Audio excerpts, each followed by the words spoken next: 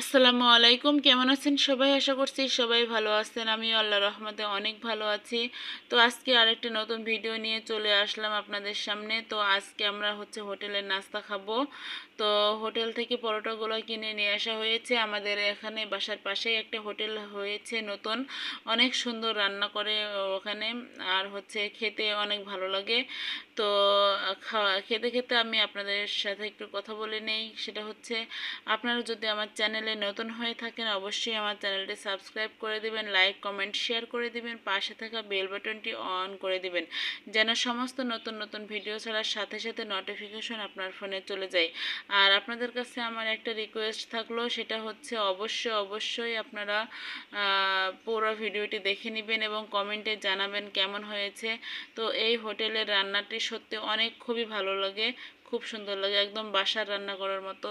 তো এখানে সিঙ্গারাও নিয়ে আসা হয়েছে চারটা, আমরা চারজন মানুষ, চারটা সিঙ্গারা আর দুইটা করে পরোটা নিয়ে আসা হয়েছে। তো এগুলা নাস্তা করে তারপরে আমি দুপুরের রান্না কি কি করলাম সেটা আপনাদের সাথে শেয়ার করব।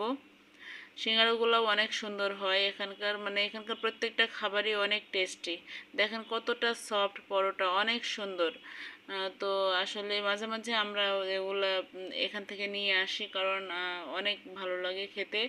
সকালে অনেক সময় গ্যাস থাকে না, সেই সময়ে আমরা ওগুলো নিয়ে আসি। তো আজকে আমি দুপুরের রান্নায় চলে আসলাম সকালের নাস্তা শেষ করে। তো ডাউল রান্না করছি। এই যে ডাউলটা আমার হয়ে গেছে, এরপর আমি একটু বাগার দেব। আমি প্রেসার কুকারে ডাউলটা রান্না করি সবসময়। আমি এমনি মুখ আটকাই না, কিন্তু প্রেসারে রান্না করি। প্রেশারের মুখটা আটকানো লাগে না, এমনি সিদ্ধ করলেই হয়ে যায়। এই জন্য প্রেশারে রান্না করলেও আমি প্রেশারের মুখটা কখনো আটকাই না। তো ডাউলটা হয়ে গেছে, এখন আমি বাগার দেবো। আমি এখানে শুকনো মরিচ নিয়ে নিয়েছি, প্রথমে ভেজে নিয়েছিলাম, তার মধ্যে পেঁয়াজ রসুন দিয়ে দিয়েছি আর একটু জিরা দিয়ে দিলাম, দিয়ে এবার ডাউলে বাগার দেওয়া হয়ে গেছে আমার।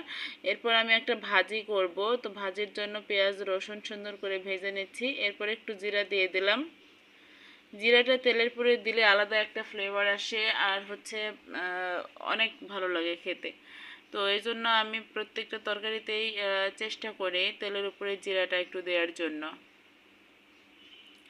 তো সব মিলাই আমার ভাজা এগুলো হয়ে গেছে, মরিচ পেঁয়াজ জিরা।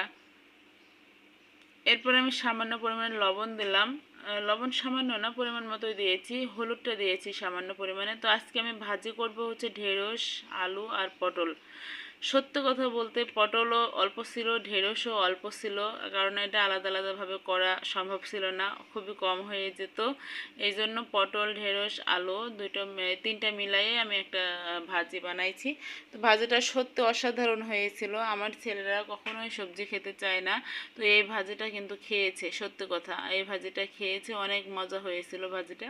তো ভাজিটা রান্না হয়ে গেছে, এরপর আমি রুই মাছ ভুনা করব।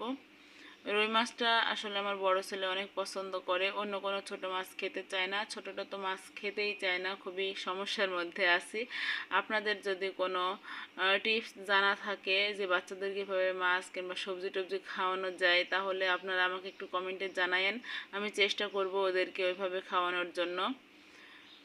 তবে ভাজিটা খেয়েছে, সত্যি কথা, ভাজিটা খুব সুন্দরভাবে খেয়েছে। ভাজিটা ওদের ভালো লেগেছে, রুটির সাথে খেয়েছে ওরা। তো এই যে রুই মাছ, কথা বলতে বলতে আমি কষিয়ে নিলাম সুন্দর করে।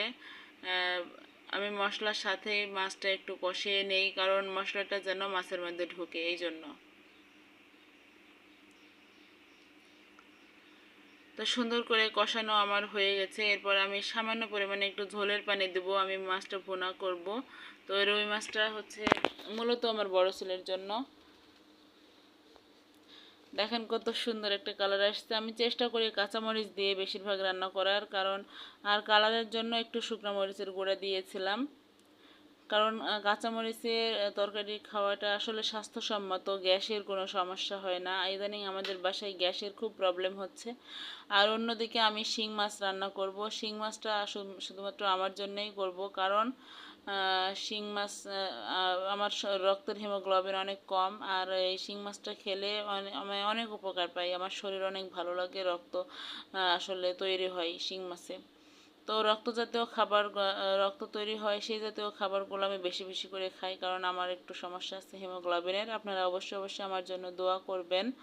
দেখেন মাছের কালারটা কত সুন্দর আসছে। আমি মাছগুলো পেঁপের খোসা দিয়ে পরিষ্কার করে নিয়েছিলাম। তো আজ এই পর্যন্ত, ধন্যবাদ সবাইকে। আসসালামু আলাইকুম।